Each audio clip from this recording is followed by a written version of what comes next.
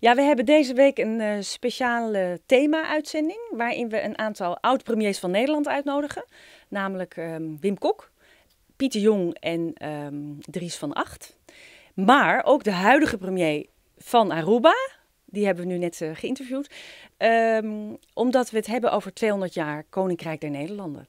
En we hebben het over, dat is dan waar we het over hebben specifiek, de bijdrages van die verschillende premiers aan 200 jaar Koninkrijk.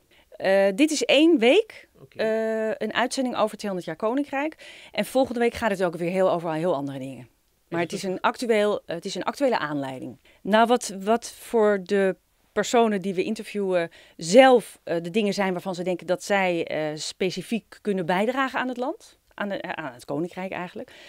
Maar ook de dingen waarvan ze denken, tja, dat doe ik eigenlijk nog niet zo heel erg goed. En we hebben ook een aantal dingetjes bedacht. Namelijk, wat is je favoriete plek in het Koninkrijk? En wat is specifiek aan de inwoners van het Koninkrijk of van Aruba? Wat zijn eigenschappen van de inwoners? Zijn die bijvoorbeeld heel anders dan de Nederlandse eigenschappen? Dit is Max. Tot 8:30. 2 dingen. Met Margreet Rijntjes. Ja, tot 8:30 ben ik in gesprek met de huidige premier van Aruba, Mike Eeman. En dat is, aangezien dit weekend 200 jaar Koninkrijk der Nederlanden wordt gevierd. En daarom hebben wij de hele week oud-premiers uit Nederland. En nu dus de huidige premier van Aruba te gast. En met allemaal bespreken we hun bijdrage aan het Koninkrijk. U bent de huidige premier dus van Aruba. We hebben een compilatie over u en uw land gemaakt. Een kleine hoor. Dank u wel. Minister-president Mike Eeman, geboren op Aruba en sinds 4 jaar premier van dat land.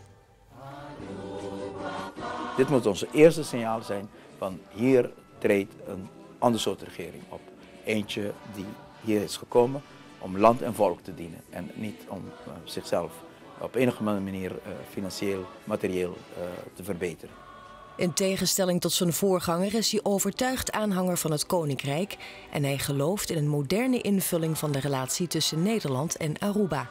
De sfeer die er nu is binnen het Koninkrijk is er heel lang niet geweest en het is eentje van samenwerken, samen een nieuwe toekomst bouwen voor elk deel van het Koninkrijk en ik ben daar bijzonder trots op. Vorige week verwelkomde die koning Willem-Alexander en koningin Maxima. Maar Aruba is ook de oudste broer met 2 kleine broertjes. En als oudste broer weet ik het, je moet je kleine broertjes altijd steunen. Lang leven de koning en koningin! Viva Aruba! Mike Eeman, 52 jaar, jongste telg van een politieke dynastie en huidig premier van Aruba. Ja, het hoogtepunt van Willem-Alexander en Maxima, weet u dat nog? Wat vond u het leukst? Ja, het was bijzonder mooi het moment dat zowel koning als koningin de warmte kon aanvoelen. Van alle eilanden trouwens hoor. Maar op Aruba had het een speciale een dimensie. Veel jongeren bij betrokken. We hebben oud en nieuw heel mooi verwoven in elkaar. Want het is toch een nieuwe koninklijke echtpaar van een nieuwe generatie. Mm-hmm. Dus we wouden ook in ons programma dat uitbeelden. Het was dus toch een ander programma als Beatrix op bezoek was. We hebben een nieuwe invulling aan. Ik vind het een bijzonder mooi initiatief dat ook een programma wordt gewijd aan 200 jaar Koninkrijk. En dat er ook bijzondere aandacht wordt besteed aan de rol van de Caribisch deel van het Koninkrijk. En we hebben een bijzondere gelegenheid gekregen om daarover te spreken. En het was een heel openhartig gesprek met zowel het zakelijke, het inhoudelijke van hoe zien we het Koninkrijk, maar ook het meer persoonlijke.